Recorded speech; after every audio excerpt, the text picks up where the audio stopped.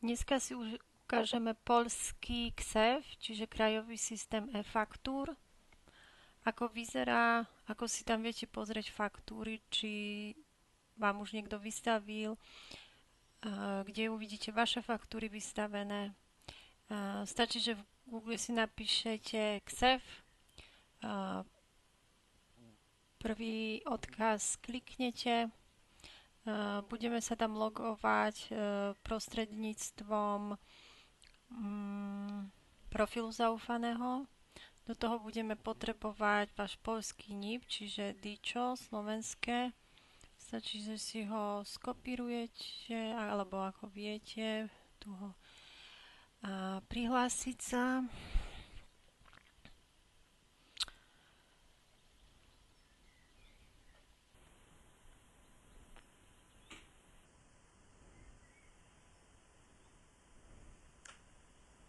Napíšete vaše heslo.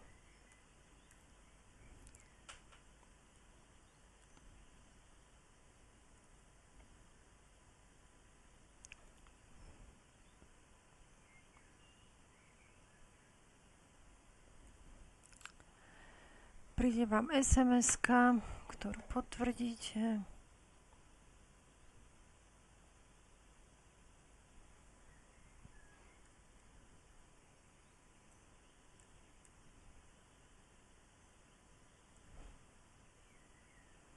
Niekedy si to od vás môže žiadať viackrát potvrdiť SMS-ku.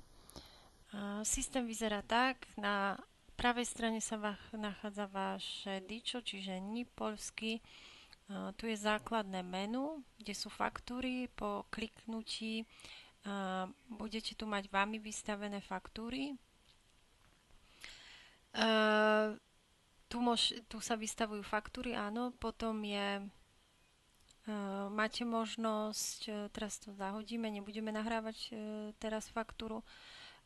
Tu máte včítanie faktúr, napríklad v XML, že môžete si predpripraviť nejaké faktúry a následne ich tu nahrať.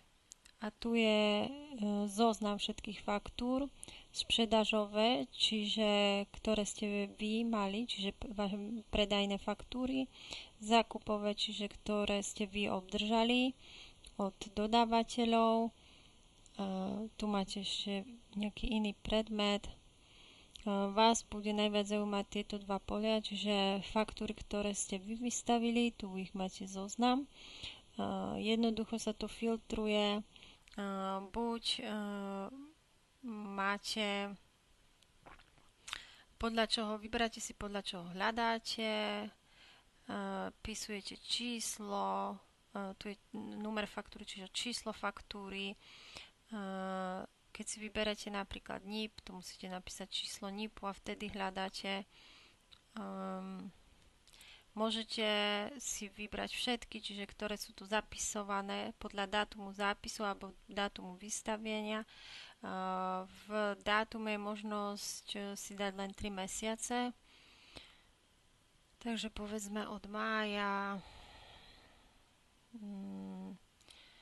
Nech nám ukáže všetky faktúry. Môžeme si dať aj skorej od augusta. A teraz vidíte, môžeme si dať len do júna.